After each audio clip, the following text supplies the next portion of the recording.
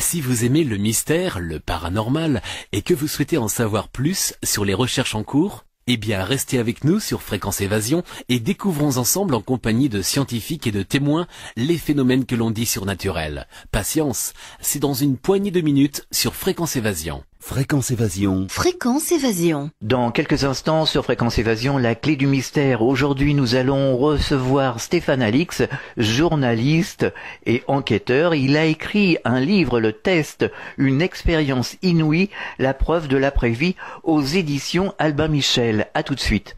Chaque jour, sur Fréquence Évasion Radio, recherche, ovni, paranormal, faits de société, protection de l'environnement et les rendez-vous avec vos stars préférées dans Paroles de Stars. Fréquence Évasion, c'est également la voix des sudistes en Principauté de Monaco et dans le Grand Sud. Fréquence Évasion Radio, dites-nous tout. Dites-nous tout. Dites-nous tout. Fréquence Évasion. Fréquence Évasion. Stéphane Alix, bonjour et merci d'être avec nous. Bonjour, merci à vous. Alors vous avez publié un livre, Le Test, une expérience inouïe, la preuve de l'après-vie aux éditions Albin Michel. Qu'est-ce qui vous a décidé à écrire ce livre ? C'est pas un subi, c'est une interrogation qui me taraude en fait depuis presque 15 ans maintenant, depuis la mort de mon frère devant mes yeux dans un accident de voiture en Afghanistan. La question de savoir ce qui se passe au moment de la mort et ce qui se passe après.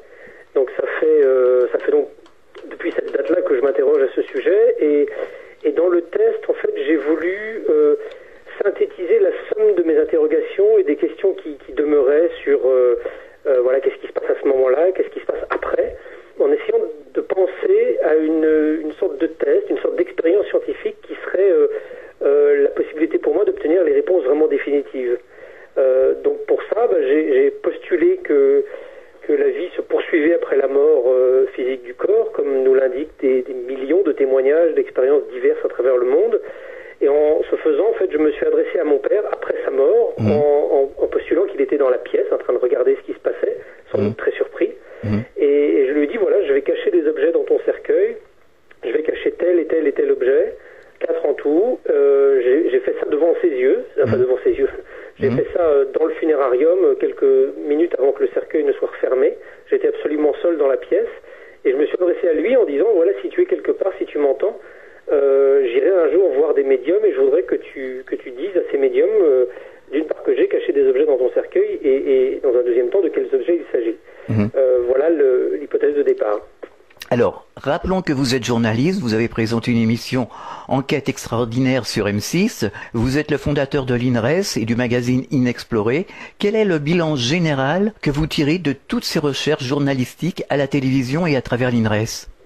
En 2 mots, qu'une position cartésienne et rationnelle sur ces phénomènes-là, loin de les expliquer de façon satisfaisante, ouvre des grandes questions de mystère vertigineuses et que, s'agissant de la mort par exemple, l'hypothèse défendue par notre société par des soi-disant personnes extrêmement cartésiennes disant que, mais on le sait très bien, la mort c'est la fin, il n'y a rien après, n'est pas une hypothèse rationnelle, n'est pas une hypothèse scientifique non plus, et la rationalité indiquerait peut-être même plutôt que la vie se poursuit après la mort physique du corps. Ça c'est quelque chose qui aujourd'hui est une position à laquelle je suis arrivé à la fois par un chemin d'enquête extrêmement rationnel, de journaliste, d'enquêteur, qui a rencontré à travers quasiment le monde entier tous les chercheurs qui travaillent sur la conscience, des médecins, des chercheurs dans différentes disciplines, et à la fois un parcours personnel d'interrogation intime, d'écoute, de témoignages, de gens ayant vécu des expériences de mort imminente, de gens ayant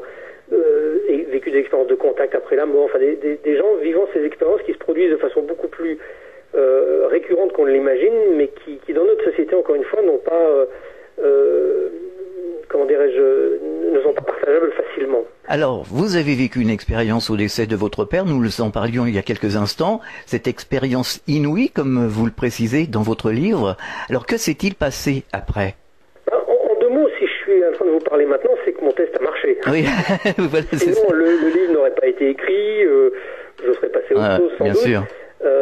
Non, je plaisante, mais le test a réussi, c'est-à-dire que je suis allé voir 6 médiums, 4 femmes et 2 hommes, et que au départ, je suis allé voir ces gens en leur disant, certains je les connais depuis très longtemps, en leur disant je voudrais faire un livre d'entretien pour vous m'expliquer ce que c'est que la médiumnité, que vous me racontiez votre vie. Et puis j'aurais juste dit pour qu'on se rende compte de comment marche la médiumnité. Sachant que pour moi, cette séance était absolument capitale, mais je ne leur disais surtout pas. Et en fait, j'attendais que mon père se manifeste durant cette séance, spontanément, et dise de lui-même spontanément au médium, vous êtes en train de parler avec mon fils, et mon fils a fait ça à tel moment. Voilà, donc les séances ont commencé. Autant vous dire que j'étais effectivement extrêmement fébrile et extrêmement je me doute. attentif, mais en même temps j'étais aussi extrêmement vigilant à être vraiment conscient de ce que je disais, de ce que je ne disais pas, pour ne pas en aucune manière essayer de guider les médiums vers la réponse que j'attendais. Donc les séquences ont été enregistrées, analysées scrupuleusement après coup, donc j'ai été plus que vigilant même là-dessus, plus que vigilant. Et voilà, à ma grande surprise, mon père ne se présente pas spontanément de lui-même en premier, parfois. Il arrive que ça soit lui qui se manifeste, à d'autres moments c'est un autre défunt, mon grand-père, ma grand-mère, voire même un oncle que je n'ai jamais connu vu qu'il est mort en 1915. Mais alors ce qui est très curieux, c'est que avec chaque médium, c'est pas des défunts particuliers qui apparaissent. C'est-à-dire que les mêmes défunts apparaissent de façon systématique avec tous les médiums. Et notamment cet oncle qui est mort sur le front pendant la guerre contre l'Allemagne en 1915, en février 1915, il apparaît à 3 médiums différents. Et à 2, il donne son prénom, Paul. Voilà, donc déjà, je suis confronté à une réalité qui s'impose séance après séance et qui, moi, me bouleverse énormément. C'est que j'ai l'impression qu'avec chaque médium, c'est comme un monde des morts, mais le même monde des morts qui commence à se révéler à moi. Et ça, c'est très troublant parce que voilà, je rencontre en fait séance après séance avec des médiums différents qui ne se connaissent pas forcément les uns les autres et qui ne savent surtout pas qu'ils participent à un test. Je prends contact avec les mêmes défunts et qui décrivent les mêmes choses, qui décrivent leurs mêmes traits de caractère, les mêmes circonstances de décès. Donc, si on voulait expliquer ça par des coïncidences, il faudrait faire des circonvolutions intellectuelles, mais bien sûr, faramineuses pour y arriver. On n'est pas dans une coïncidence, on est dans quelque chose qui est très très troublant. Et puis, plus ou moins rapidement, mon père se présente également, et à ma grande surprise, il commence pas son intervention en disant « Vous êtes avec mon fils, je suis son père, et il a fait ça et ça et ça. » Ça ne vient pas spontanément. Il me dit d'autres choses. Il me dit... il se décrit déjà dans des détails très, très privés, très intimes. Il décrit son caractère, il décrit sa relation avec ma mère dans les derniers mois de sa vie. Il décrit la façon dont il est mort, les différentes affections qu'il avait physiques. Mais moi, j'attends quelque chose qui est pour moi la priorité, la preuve absolue. J'attends quelque chose mais ça ne vient pas tout de suite. Ça va venir, évidemment dans chacune des séances et de façon vraiment magistrale parfois. Mais cette espèce de jeu qui s'installe, c'est presque un amusement qui s'installe entre mon père et moi, qui a en fait, je m'en suis aperçu à la fin de l'enquête, qui a eu pour mérite de me faire interroger en fait les médiums beaucoup plus précisément que je ne l'aurais fait si le test avait marché tout de suite comme ça rapidement. Si on avait commencé la séance et que tout de suite mon père s'était manifesté en me disant voilà mon fils attend ça et ça et ça, j'aurais pas eu matière à un livre.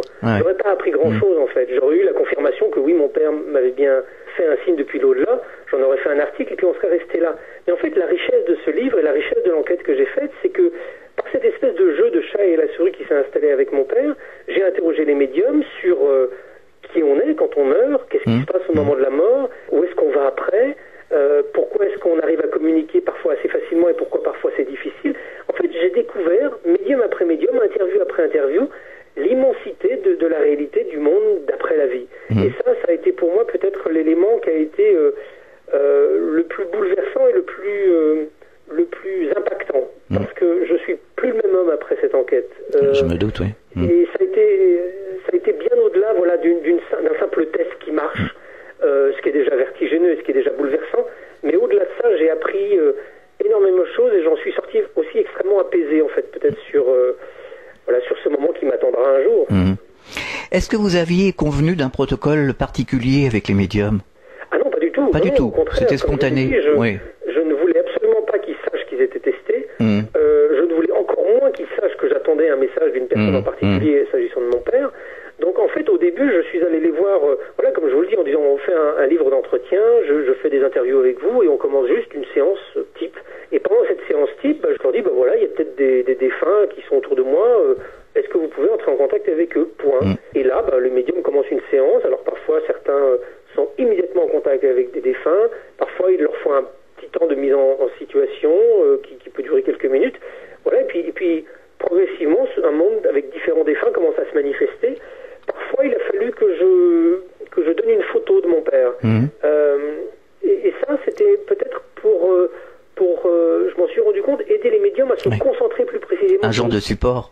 Oui, c'est un support. Alors, ce qui est surprenant, c'est que c'est pas vraiment une photo qui leur sert à déduire du visage qui apparaît sur la photo, parce que il y a même un des médiums qui prend la photo, on est dans la pénombre, parce que lui, il aime pas du tout faire ça dans la lumière, donc la pièce est plongée vraiment dans la pénombre, il saisit la photo, il la regarde même pas une seconde et il la colle contre son front.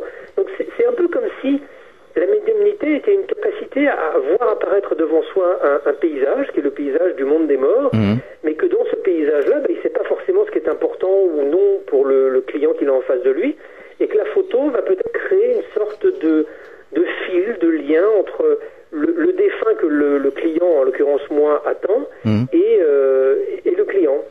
Certains vous diront c'est une question de vibration.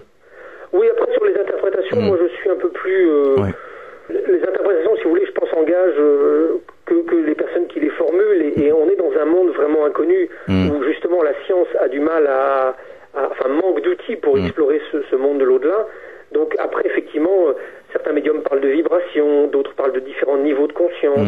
Voilà, moi, ce qui m'intéressait pas forcément, ce qui ne m'intéressait, c'était pas forcément d'aller dans ces explications et dans ces différentes visions qui peuvent être parfois un petit peu différentes. Ce qui m'intéressait, c'était d'essayer de trouver justement ce qu'il y avait de commun à chacun de ces 6 médiums.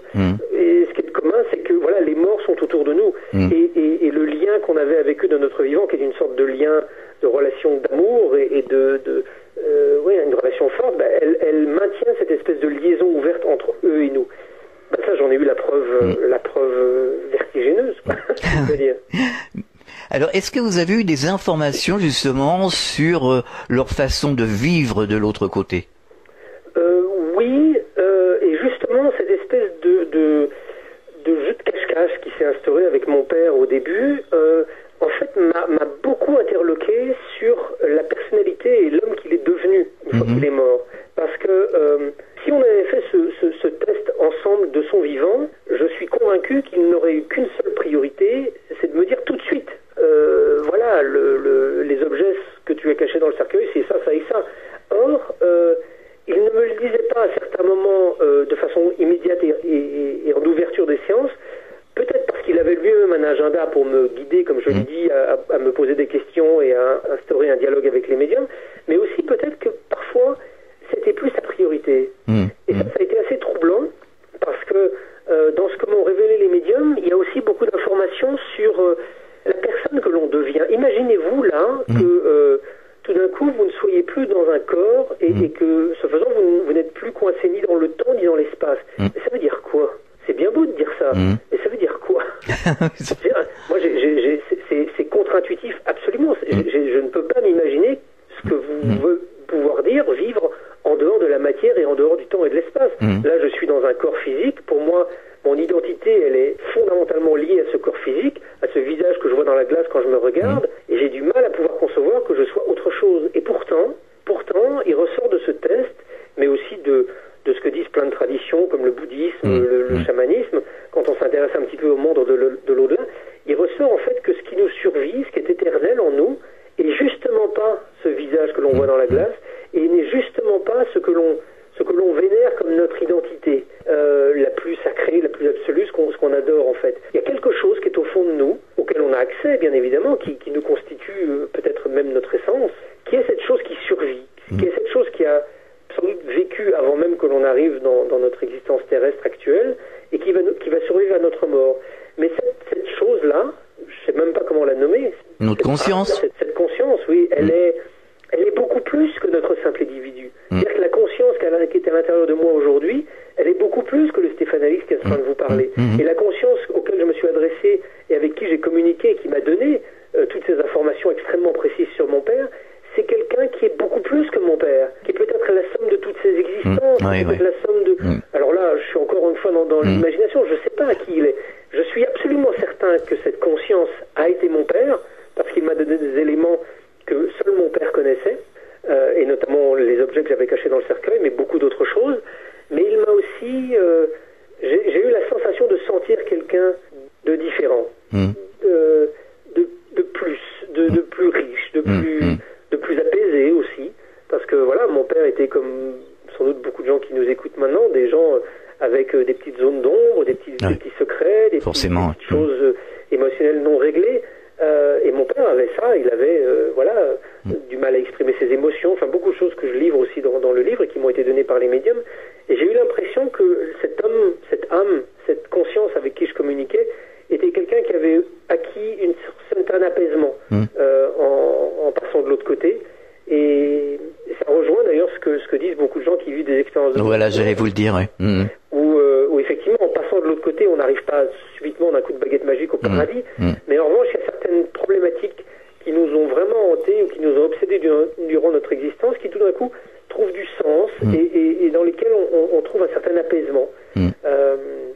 Et ça, j'ai vraiment senti que mon père aujourd'hui était assez éloigné des tourments qui avaient pu l'embarrasser durant son existence.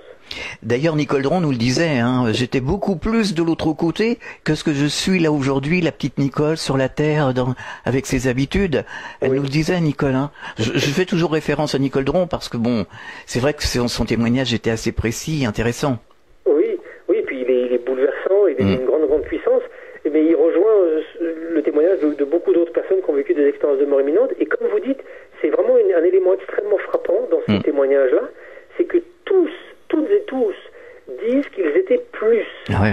Ils étaient plus que quoi? Ils étaient plus réels, ils étaient dans un réel, plus riche, et que leur moi était plus eux-mêmes qu'ils ne le sont quand ils sont dans leur corps physique. Alors ça aussi, ça nous interroge beaucoup sur l'amour et la vénération que l'on a pour nos existences physiques et nos corps physiques. Si tout d'un coup, dès qu'on passe de l'autre côté ou qu'on est dans un état modifié de conscience assez puissant, si tout d'un coup, on a l'impression au contraire d'accéder à une réalité plus riche, ça ressort vraiment de façon unanime. Moi, j'y vois une grande source d'espérance. On marque une pause, on revient dans quelques instants. Réactualisez régulièrement toutes vos applications iPhone et Android sur les sites de Fréquence Évasion Radio et Monte Carlo Azur, fréquenceévasion.com, fréquenceévasion2.com et montecarloazur.com. Fréquence Évasion. Fréquence Évasion. Nous sommes de retour sur Fréquence Évasion, c'est la deuxième partie de la clé du mystère. Nous sommes toujours en compagnie de Stéphane Alix qui a publié un livre, Le Test, une expérience inouïe, la preuve de l'après-vie aux éditions Albin Michel.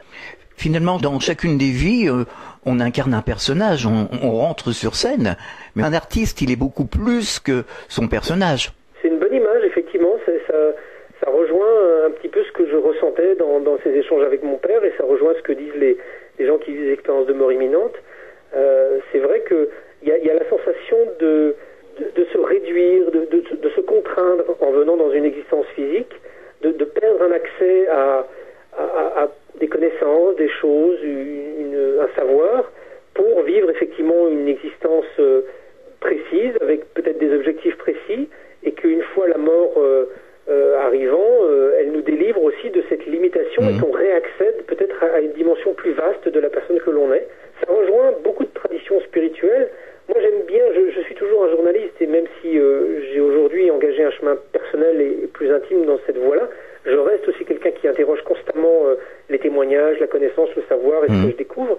Et c'est vrai que ce qui m'a frappé, moi, depuis que je me suis intéressé à ces phénomènes il y a 15 ans, c'est de voir le nombre de passerelles qu'il existe entre des contextes culturels, spirituels très très différents les uns des autres, entre le bouddhisme et le chamanisme, qui sont deux univers, entre le chamanisme péruvien ou amazonien et le bouddhisme originaire des contreforts de l'Himalaya. Il y a quand même une sacrée distance, et pourtant, quand on va dans l'essence de ces enseignements, j'ai l'impression qu'on parle un peu de la même chose, qui est exactement la même chose d'ailleurs que ce que disent les médiums spirites et cette tradition spirite qui a plus d'un siècle en Occident et notamment en France, et encore plein d'autres traditions, l'ars moriendi chrétien, des traditions soufis, etc. On est il y a quelque chose d'essentiel en fait dans ces différentes approches de la spiritualité, et c'est moi ça qui en tant que journaliste me fascine et m'intéresse beaucoup d'explorer. On est tous sur le même chemin finalement.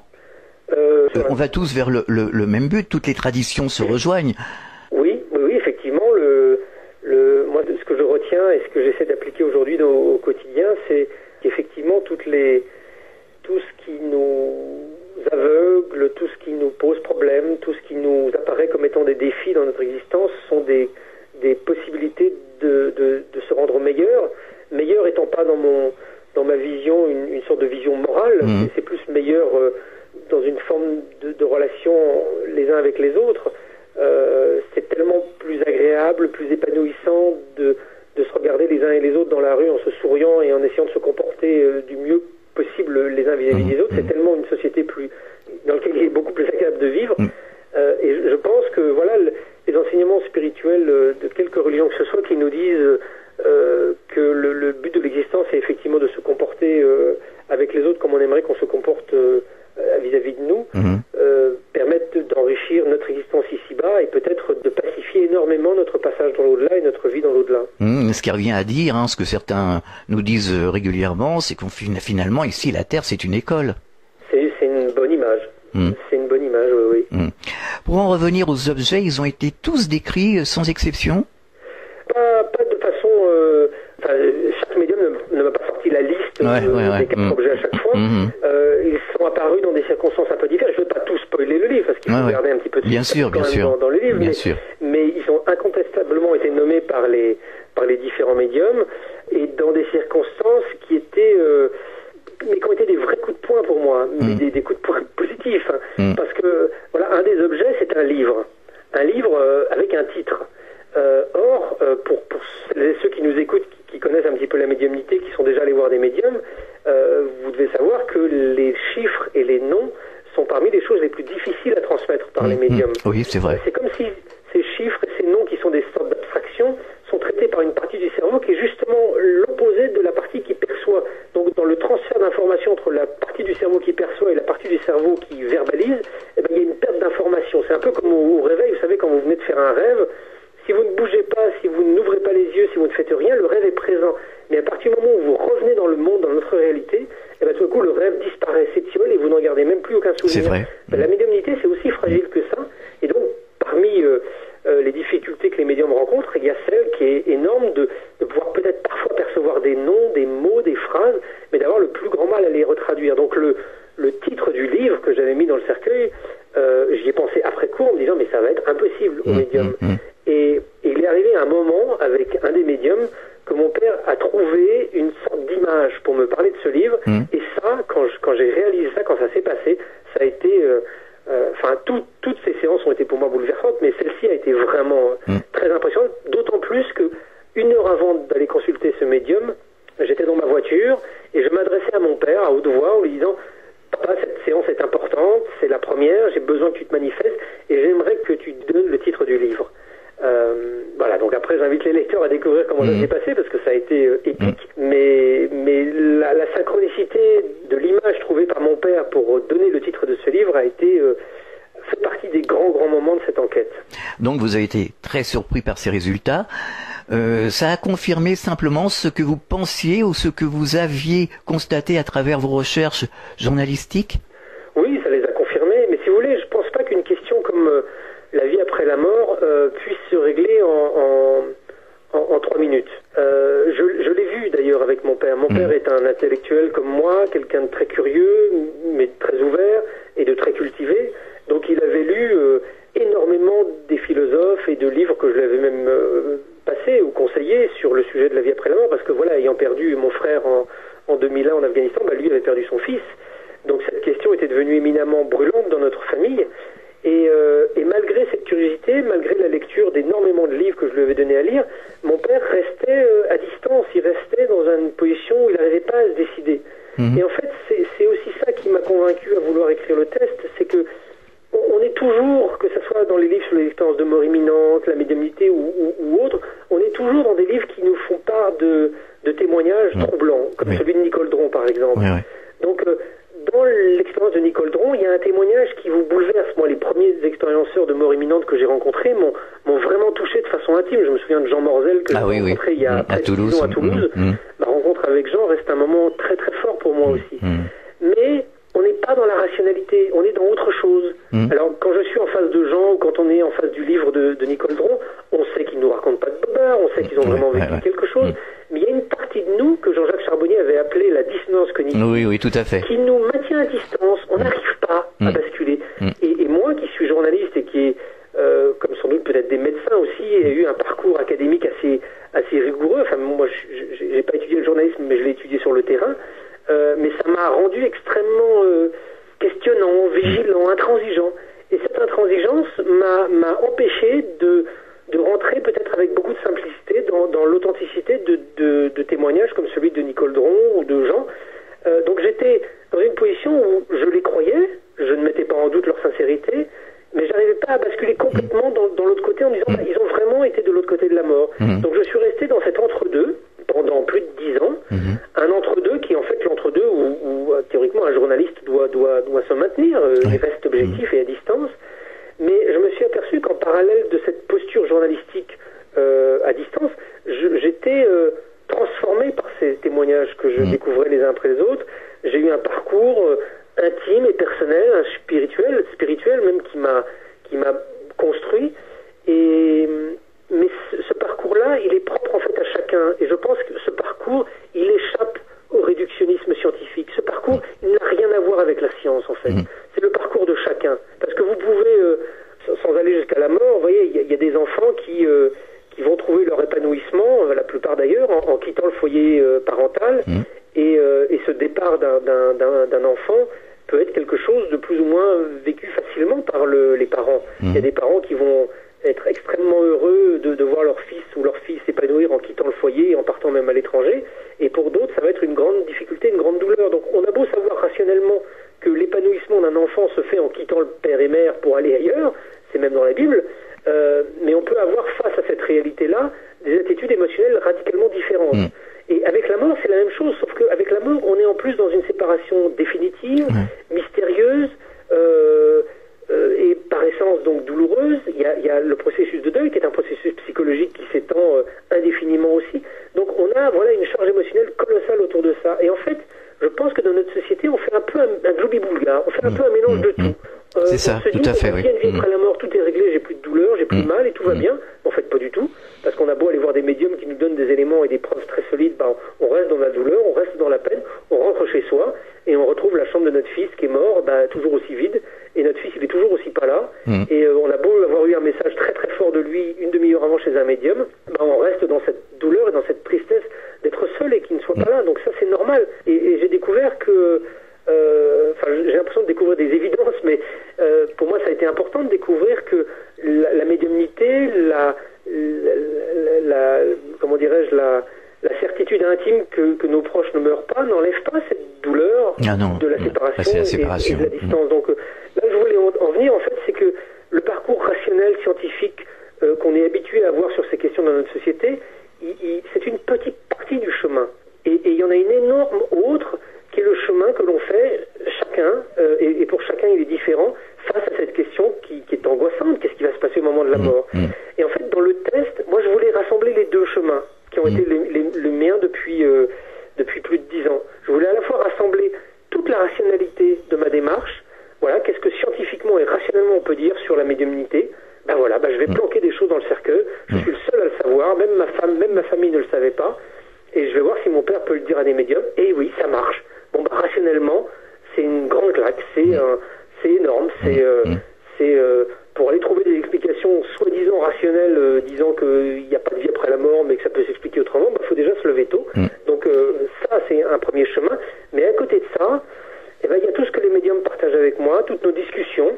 Une fois la séance terminée, on parle, ils me racontent leur vie. Moi, il y a des choses que j'entends, il y a des choses que j'entends différemment et sur lesquelles je les questionne.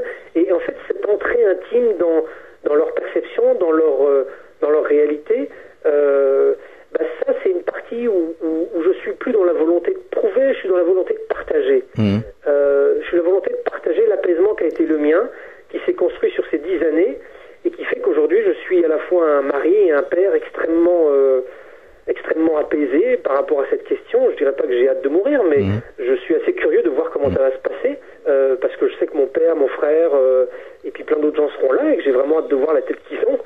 Finalement, on parlait du doute, mais ce doute, c'est quand même propre aux sociétés occidentales. Il y a des sociétés, il y a des peuples qui ne se posent même pas la question, qui rigolent quand ils nous entendent douter sans arrêt, chercher comme ça. Parce que finalement, il y en a qui vivent les choses, les choses. Je pense pas qu'il y ait quelque part un endroit sur Terre où finalement les gens soient dans une relation extrêmement angélique et totalement apaisée avec la mort. Je pense qu'on a tous nos qualités et nos défauts. Vous savez, quand un chaman au Pérou se casse la jambe, il va se faire plâtrer, hein, il va pas... Oui, bien évidemment. C'est quelle divinité, parce que voilà, finalement, jusqu'à preuve du contraire, le plâtre, ça marche mieux que des petites plantes pour aller se réparer une jambe cassée. Donc voilà, moi, je pense que chaque société, chaque contexte culturel a ses avantages et ses inconvénients. L'avantage de notre position à nous en France, c'est qu'on est cartésien. Voilà, moi je suis né et j'ai été éduqué dans une culture rationnelle cartésienne qui fait que je peux avoir cette démarche qui a été la mienne notamment dans le test, qui me permet de partager de façon objective avec le plus grand nombre les résultats indiscutables que j'ai eus sur ce test-là.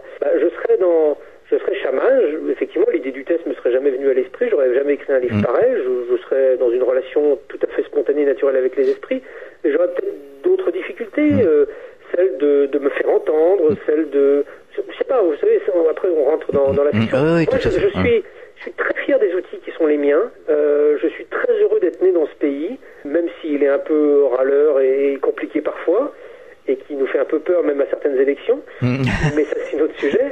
Mais voilà, on est dans un pays qui a une richesse scientifique colossale et que je vois comme un avantage dans le questionnement qu'on peut déployer autour de ces sujets qui touchent au spirituel. Et au contraire, je pense que ça nous donne beaucoup plus de force aux choses que l'on révèle et que l'on découvre. Voilà. Alors Chantal Caccia, je ne sais pas si vous avez eu un contact avec Chantal Caccia, qui avait vécu une expérience aux frontières de la mort. Elle était très amie justement avec Nicole. Elle a eu un accident de moto, elle s'est trouvée décorporée d'un seul coup, enfin elle n'a pas réalisé, puis d'un seul coup elle a vu en bas, parce qu'elle a vu une vision plongeante sur la route, qu'elle était sous la roue d'un camion, enfin complètement ensanglantée, et elle a dit, bon si je suis en bas et que je suis là en même temps, c'est que je dois être morte. Et elle a dit, ah c'est ça la mort? Eh ben c'est une belle aventure, allez, allons-y. Et quand elle est revenue, elle m'a dit, mais vraiment, j'ai vécu une chose mais extraordinaire, quoi, extraordinaire. Oui, j'ai reparlé, c'est effectivement quelque chose qui ressort d'une grande majorité d'expériences de mort imminente. Alors j'oublie pas qu'il y en a aussi qui reviennent en ayant eu très peur de ces expériences, et ils s'expriment pas forcément, donc on ne sait pas quelle proportion. Je pense que c'est une aventure que de mourir. Pour moi maintenant, je suis absolument convaincu que c'est une métamorphose, une mutation, une transformation. Enfin, je sais pas comment la qualifier, mais pour moi l'évidence c'est qu'il y a une continuité. Maintenant, voilà, cette continuité peut être lumineuse, magique. Elle peut peut-être aussi inquiéter. Elle inquiète beaucoup de gens qui sont en train de mourir. Voilà, donc je pense que le travail de vigilance que l'on va avoir de notre vivant est le plus tôt possible, de vigilance sur ses états mentaux, sur ses émotions pas soignées, sur ses petits défauts, sur tiens, je me suis mis en colère, là pourquoi je me suis mis en colère aussi facilement, comment est-ce que qu'est-ce que ça signifie, qu'est-ce que ça veut dire. Plus on essaie de mettre en lumière les zones d'ombre qui nous constituent toutes et tous, plus on est en capacité, je pense, de les guérir, de les soigner de notre vivant, et de ne plus en être embarrassé au moment du passage. Parce que je suis convaincu que notre passage et notre apparition et naissance dans le monde de la mort est aussi façonné par notre façon de vivre aujourd'hui. On le voit dans ces films magnifiques que sont Sixième Sens ou les autres avec Nicole Kidman. Voilà, il y a aussi une part d'ignorance qui qualifie ces personnes qui viennent de mourir. Elles ne savent pas qu'elles sont mortes, elles sont prisonnières de leur schéma, et elles peuvent rester prisonnières de ce schéma parce qu'elles ne l'ont pas réglé de leur vivant, en fait. Donc, moi, ce que m'apprend toutes ces découvertes, ce test, et puis tout ce travail que je fais depuis des années sur la mort, c'est que plus je me nettoie, plus je suis quelqu'un de bien de mon vivant, plus j'ai des chances d'être quelqu'un de bien dans ma mort et d'en tirer le maximum de bénéfices. Finalement, même si c'est pas facile, il faut toujours savoir se remettre en question à chaque instant. Pour moi, c'est une évidence, vous savez. Et malheureusement, ça, c'est vraiment une disposition bien humaine que de vouloir très très vite avoir des certitudes. Et que ce soit dans le domaine spirituel ou dans d'autres domaines, vous savez, on n'a rien à envier à ceux que l'on qualifie de cartésiens idiots et de pseudo-rationnels, parce qu'on est aussi un peu pareil. Nous, on s'arrête assez vite à une description du monde qui nous convient, on en fait une certitude, on n'accepte plus quand quelqu'un nous remet ça en question. Moi, je me réveille chaque matin en me disant que tout est peut-être faux de ce que je pense être des certitudes, et j'essaie de ne pas rester campé sur ce que j'imagine, et effectivement d'accepter de me remettre en question, parce que voilà, au final, on n'est quand même que des êtres humains bien limités dans une petite enveloppe de chair avec un cerveau qui est plutôt qu'un générateur de conscience, un filtre qui nous camoufle une immense proportion de la réalité. Donc, voyons, ayons une conscience de la mesure de l'être humain, et je pense que ça nous aidera à être moins arrogants dans notre façon de nous comporter les uns avec les autres. Et voilà, personne n'a raison. Je pense qu'on a tous une petite partie de la réalité, d'un petit bout de réalité. Il y a une phrase des Mormons américains que j'aime bien, où eux, ils préconisent comme exercice spirituel d'essayer de voir le visage de Dieu dans chaque être humain que l'on croise. C'est-à-dire que chaque être humain, que ce soit un mendiant dans la rue qui nous paraît ivre-mort et extrêmement répugnant jusqu'à Mahatma Gandhi, chacun de ces êtres-là a une partie de Dieu dans son visage, a une partie de Dieu en lui, et qu'il nous appartient de trouver cette partie de Dieu. Et que s'il y a des parties qui nous énervent, elles nous énervent parce qu'elles allument quelque chose qui est en nous, pas réglé, mais pas à l'extérieur de nous. Ça, c'est vraiment important. On marque une pause, on revient dans quelques instants. Chaque jour, sur Fréquence Évasion Radio, recherche, ovni, paranormal, faits de société, protection de l'environnement et les rendez-vous avec vos stars préférées dans Parole de Stars. Fréquence Évasion, c'est également la voix des sudistes en Principauté de Monaco et dans le Grand Sud. Fréquence Évasion Radio, dites-nous tout. Dites-nous tout. Dites-nous tout. Fréquence Évasion. Fréquence Évasion. Nous sommes de retour sur Fréquence Évasion, c'est la clé du mystère. Nous sommes toujours en compagnie de Stéphane Alix qui a publié un livre, Le Test, une expérience inouïe, la preuve de l'après-vie, aux éditions Albin Michel. Alors certains enfants, disons arrivés à 5, 6, 7 ans, se posent des questions, enfin moi je me les suis posées quand on m'a expliqué la mort d'une certaine manière, c'est-à-dire à savoir que profites-en parce que finalement on n'a qu'une vie, et puis après on va te mettre dans une boîte et c'est terminé. Oh. Moi, je me suis dit non, il y a quelque chose qui va pas là. Mais au fond de moi, c'était vraiment au fond de moi. Et je me suis dit, il y a quelque chose qui va pas. Il mente, il raconte des histoires. Il y a quelque chose, je vais le découvrir. Mais c'était viscéral, quoi. Et bon, j'ai rencontré à travers l'émission beaucoup de personnes qui pensent à peu près la même chose. On a ça au fond de nous. Si on veut bien s'ouvrir quelque part, on arrive à se redécouvrir, à voir ce qui ne va pas. Ben oui, parce que je pense qu'on a en chacun de nous les ressources pour se connecter à, voilà, comme vous dites, plus grand de nous. Cet être avec qui j'ai communiqué, qui était autrefois mon père de sa vie, c'est un être plus grand, qui a accès à plus de connaissances et d'informations. Mais ça veut dire aussi que moi, aujourd'hui, en même temps que je vous parle, comme vous, comme tous ceux et celles qui nous écoutent maintenant, avez à l'intérieur de vous quelqu'un de plus grand, un être de lumière, la psychanalyse appelle ça un moi, un soi, sûrement, je ne sais même plus comment on l'appelle, mais voilà, il y a quelque chose en nous qui sait, il y a quelque chose en nous qui est en contact direct avec la transcendance, avec le monde spirituel, et ce quelque chose, c'est peut-être ce quelque chose qui nous fait attraper un parapluie alors que dehors il fait beau, et puis 2 heures après il va se mettre à pleuvoir. C'est ce petit quelque chose qui est en contact constamment avec des intuitions. Et cette espèce de moi, de personne à l'intérieur de nous qui sait, on peut se connecter, et moi, à titre personnel, j'essaye aujourd'hui d'engager ma vie dans des dispositions qui fait que je suis en mesure, presque au quotidien, de pouvoir me connecter avec cette personne, parce que cet être-là, en moi, c'est la personne qui sait quand je me trompe, quand je suis juste dans ma démarche. C'est un guide de vie extraordinaire. Et effectivement, quand on est tout petit enfant, on n'a pas encore été complètement enfermé dans une carapace qui est celle qui a été construite par la culture, notre éducation, etc. Donc on a peut-être accès plus facilement, on a des rêves, on a des intuitions, on a des choses fortes. Effectivement, grandissant et devenant un être social à part entière, on a tendance à ne plus être, ne plus être qu'un être social. Voilà, on n'est plus soi-même. De vie dans une société, et on a oublié ce petit quelque chose au fond de nous. Après, voilà, le challenge de notre société, c'est de réussir à faire de nous des personnes humaines qui réussissent à fonctionner en société, tout en maintenant ouvert cet accès. Alors voilà, la grande question, c'est est-ce qu'il faut quitter la société, devenir un ermite, devenir un chaman au fin fond de la forêt, ou un moine au fin fond de sa cellule pour se reconnecter à soi? je pense que là encore, chaque chemin personnel diffère. Il y a des gens qui ont besoin de la solitude absolue et de se couper du monde entièrement. Moi, j'ai le sentiment que on doit pouvoir collectivement arriver à se reconnecter à ces êtres essentiels en vivant dans notre société. C'est ça le challenge. On peut faire un compromis entre les deux, hein. Je pense que c'est tout à fait jouable et possible. Voilà, on a capacité, voilà, même si on a une vie difficile, métro, boulot, SMIC, etc., on a quand même la possibilité, en rentrant chez soi, de couper le téléphone, de pas allumer la télé, de faire la méditation. Ça, il y a pas besoin d'être riche ou d'être au fin fond d'un ermitage luxueux au Sri Lanka pour apprendre à faire la méditation. On peut le faire n'importe où dans Paris, on peut se connecter. Et justement, j'ai le sentiment que c'est le monde extérieur qui nous renvoie constamment des épreuves. Et que si on se dit, il faut que je me coupe du monde extérieur pour aller bien, c'est déjà une première erreur. C'est déjà de considérer que le chemin spirituel est une sorte de luxe qu'on va acquérir quelque part. Alors qu'au contraire, je pense que le chemin spirituel, il commence là où on est. Et si on est les deux pieds dans le fumier, il commence les deux pieds dans le fumier. S'il est dans le brouhaha d'un HLM en banlieue parisienne, il est dans le brouhaha d'un HLM en banlieue parisienne et il commence là. Quand le voisin fait de la perceuse le dimanche matin. faut s'accorder des temps de pause, tout simplement.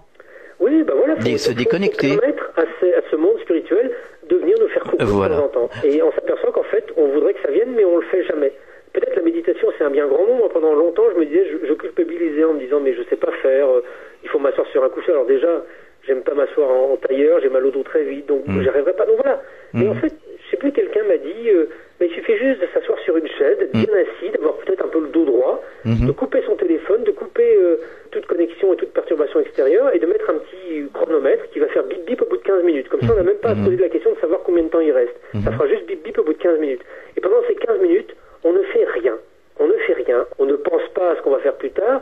On essaie de laisser les pensées qui surgissent immanquablement partir aussi vite qu'elles sont arrivées. On essaie de pas se crisper sur une.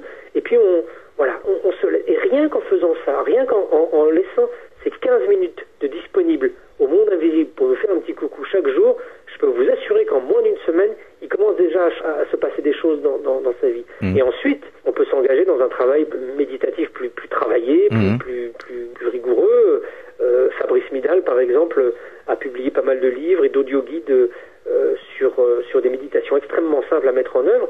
Ce qui est important, en fait, c'est la discipline. La discipline quotidienne. On voudrait pouvoir avoir un moment de grande transcendance, comprendre Dieu et l'univers comme ça, d'un coup de baguette magique, mais sans avoir travaillé. C'est curieux, hein. C'est un peu comme si on voulait devenir un champion olympique sans avoir vraiment jamais couru ou fait le moindre sport. C'est vrai. Ça me paraît complètement stupide. La spiritualité, c'est pareil. On voudrait être un grand être spirituel, avoir une paix intérieure colossale sans avoir jamais rien fait. Alors que si on commence, ne serait-ce 15 minutes par jour, ça, moi qui suis quelqu'un de stressé, qui a tout le temps trop de boulot, qui a du mal à me poser, je réussis quand même à poser ces 15 minutes par jour et je peux vous assurer que sans avoir besoin de lire 25 bouquins sur la méditation, ça fait un bienfait colossal. Tout d'un coup, 15 minutes par jour, le monde invisible peut venir faire coucou à Stéphane Alix, comme il peut venir faire coucou à tous celles et ceux qui essayeront de faire ça. Et je peux vous assurer que quand on lui autorise et quand on lui dit ça y est, je suis prêt, il vient. Comme certaines personnes nous le disent très souvent sur cette antenne, est-ce que ça vous a réconcilié avec la vie? Oui, parce que je suis quelqu'un, comme vous évoquiez vos interrogations d'enfant. Moi, j'étais assez torturé enfant parce que le monde me paraissait absurde. J'ai très très tôt voulu aller me confronter à ce que le monde avait de pire. Je suis parti à 19 ans en Afghanistan pour rejoindre des gens qui faisaient la guerre contre l'occupant soviétique. Donc j'ai toujours eu la volonté de me confronter, je ne sais pas pourquoi, au pire de ce que les hommes étaient capables de faire. Donc j'ai aussi une conscience de ce qu'est la réalité de notre monde actuel, avec ses douleurs, ses guerres, ses drames, ses injustices, ses atrocités. Donc pour moi, tout ça est très très présent. Et paradoxalement, malgré ça, malgré le Bataclan du 13 novembre dernier, je reste quelqu'un de fondamentalement convaincu que l'être humain est capable du meilleur. C'est illogique, ça paraît même irréaliste parfois quand on voit effectivement l'état du monde, et pourtant, je suis profondément convaincu de ça, parce que réside en nous, encore une fois, le pire comme le meilleur, mais que le meilleur gagne toujours à la fin. Voilà. C'est vrai. C'est une espèce de conviction, de conviction intime. Donc, et ça, je l'ai découvert en fait en découvrant la réalité de la vie au-delà de la mort, en découvrant tous ces sujets dont vous parlez sur votre antenne. Et naissance et ne se termine pas à ma mort, elle est éternelle. Et la vie que je mène actuellement, avec ses facilités, mais aussi ses difficultés, m'impose des devoirs, mais aussi m'impose des challenges que je dois savoir intégrer dans mon existence. Et c'est ça le chemin spirituel. Quand j'ai perdu mon frère devant mes yeux en 2001 en Afghanistan, moi et ma famille, on a perdu cette partie de notre famille, c'est un choc, c'est une épreuve, c'est une douleur pour moi, mais aussi pour mes parents. Bon, qu'est-ce qu'on fait de ça? Est-ce qu'on passe sa vie à pleurnicher en disant là, c'est trop injuste, j'ai perdu mon frère, j'ai perdu mon fils? Ou est-ce que tout d'un coup on essaie de, peut-être pas de trouver un sens, pas de trouver une explication, parce qu'il n'y a pas une explication, il n'y a pas Dieu qui aurait décidé de faire ça à un moment pour nous faire comprendre tel ou tel truc, mais comment est-ce qu'on transforme cette douleur dans notre existence? Comment est-ce qu'on fait de cette douleur et de ce drame quelque chose qui va nous enrichir au lieu de nous appauvrir? Moi, j'ai l'impression aujourd'hui, 14 ans après la mort de mon frère, d'être devenu quelqu'un, grâce à lui, de plus riche. Sa mort m'a permis un chemin que j'aurais sans doute pas pu explorer sans ce drame. Donc, il n'est pas mort pour me faire ce chemin. Il n'y a pas cette espèce de notion de causalité qui est complètement stupide, qui, à mon avis, est plus une vision un peu magique et toxique de l'existence. Mais voilà, je pense que sa mort a été quelque chose qui m'a permis de me transformer, et dans notre famille, pour mon père, pour ma mère aussi, il y a eu un chemin qui a été différent de celui qu'il aurait été si personne n'était mort dans notre famille. Voilà, ça, encore une fois, c'est une palissade que de dire ça, mais je pense que le chemin spirituel, il se nourrit à la fois des belles choses, mais aussi des choses douloureuses. Pendant toutes ces séances, je n'ai pas arrêté de sentir mon père présent, jouant avec moi, participant à ce test, et je pense que ce livre-là, je l'ai écrit moi avec mon ordinateur ici, dans notre monde réel, mais lui, il l'a écrit en passant à travers moi, en jouant à travers ses séances, en m'inspirant à certains moments, en glissant à travers mes doigts des mots qui étaient à lui, et il l'a fait pour vous qui allez lire ce livre, parce que cet apaisement que ce livre peut apporter, j'en suis convaincu, à des gens qui sont dans le questionnement sur ces sujets de la mort, c'est un apaisement que lui aurait aimé peut-être découvrir de son vivant à travers ce livre-là. Alors il l'a pas lu, mais on l'a fait ensemble. On l'a fait ensemble pour ça. Vous savez, j'ai pas fait un test pour m'amuser. Non, je me doute. Rigolo. C'est même pas une curiosité intellectuelle. On a fait ce test, mon père et moi, pour faire un livre qui apporte du bien, qui fait du bien. Parce que c'est tellement des bonnes nouvelles quand on commence à découvrir que la vie se poursuit derrière. Ça nous donne tellement d'espérance et en même temps de devoir et de responsabilité sur la façon de conduire notre existence, de notre vivant, que voilà, cet objectif m'a animé et a animé mon père et a animé tous les êtres invisibles qui ont participé à ce livre, pour l'offrir et pour offrir des bonnes nouvelles, pour offrir de l'apaisement. Est-ce que vous avez des projets? Ah oui, je suis dessus. Des conférences, encore un autre livre, ou je sais pas? Oui, j'ai un autre livre qui est en préparation et que je vais commencer à rédiger à partir de février, consacré encore une fois à la vie après la mort, mais à travers le prisme de la réincarnation. Intéressant, vous viendrez nous en parler. Avec grand plaisir, grand plaisir. Alors, on peut vous retrouver sur Internet?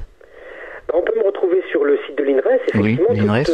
Toutes ces activités et tous ces sujets que j'ai abordés et que j'ai traités dans mes précédents livres sont aussi des sujets qu'on aborde sur le site de l'INRES, que ce soit à travers le magazine Inexploré, dont le prochain numéro est bientôt en kiosque, et qui est d'ailleurs consacré aux esprits aussi, ou que ce soit sur le site d'INRES TV, qui est d'une certaine manière le prolongement de ce que on avait commencé à faire avec Enquête extraordinaire sur M6. Voilà, on a maintenant avec INRES TV, qui a été construit de pied en cap par Sébastien Laby, qui dirige aujourd'hui l'INRES. On a aujourd'hui un espace formidable de films, de découvertes, de documentaires, d'interviews, où toutes celles et ceux qui se passionnent pour ces sujets vont trouver des choses à la fois extrêmement crédibles, sérieuses et scientifiques, mais aussi extrêmement ouvertes sur le mystère des expériences de mort imminente, de la médiumnité, que sais-je, tous ces sujets innombrables qui nous passionnent. Le lien est sur le site de la radio de toute façon, donc c'est simple, il y a juste à cliquer sur INRES. Est-ce que vous auriez un message adressé aux auditeurs? Je l'ai déjà dit plus ou moins il y a 5 minutes, c'est-à-dire que je pense que pour moi, ce qui est important, c'est de vraiment pas considérer notre vie comme un espèce de tout qui aurait commencé à un moment et qui se termine à un autre moment. Je pense que la vie est éternelle, elle prend des formes dont on ignore vraiment aujourd'hui toute la dimension parce qu'on est coincé dans un corps physique. Mais je pense que on doit prendre chaque chose qui nous arrive dans l'existence comme une opportunité pour devenir quelqu'un de meilleur encore. Si on est sur la route et on s'énerve parce qu'on est dans les bouchons, y a quelque chose qu'il faut qu'on règle avec notre énervement. Il faut qu'on arrête de s'emporter comme ça. Pourquoi est-ce qu'on s'emporte comme ça? Qu'est-ce que ça cache? Ça cache un problème de boulot, ça cache un problème de couple, ça cache quelque chose qu'on n'a pas réglé de son petite enfance. Voilà, sans aller forcément dans des choses énormes ou grandes, il y a peut-être des petites choses de l'existence que l'on peut travailler. Et je pense que en travaillant au quotidien, ces petites choses que l'on sait exister, que l'on sait être représentées en nous, ces petits défauts, on devient jour après jour, au fil de notre vie, quelqu'un d'un peu meilleur, et que c'est ça le sens de la vie. C'est ça le sens de la vie, parce que au final, existence après existence, on va devenir quelqu'un de parfaitement transparent, de parfaitement, ce que les bouddhistes appellent un bodhisattva, ce qu'on appelle dans la tradition chrétienne un saint, quelqu'un qui est tellement transparent qu'il ne vit plus que pour les autres, parce que d'un coup il a compris que le sens de son existence, c'est uniquement l'équilibre de la vie. Mais bon, là j'emploie des concepts qui m'échappent même encore, parce que je ne sais même pas trop ce que ça veut dire, mais voilà, j'ai le sentiment que si on est vigilant et attentif aux autres, qu'on peut faire en sorte que notre existence soit aussi un peu consacrée aux autres, c'est génial, quoi. Si déjà tout le monde fait ça, il n'y a plus de problème sur Terre. C'est sûr. Le test, une expérience inouïe, la preuve de l'après-vie aux éditions Albin Michel. Merci Stéphane Alix et à très bientôt sur cette antenne. Mille merci à vous, avec grand plaisir. À très bientôt, au revoir. Au revoir. Fréquence Évasion.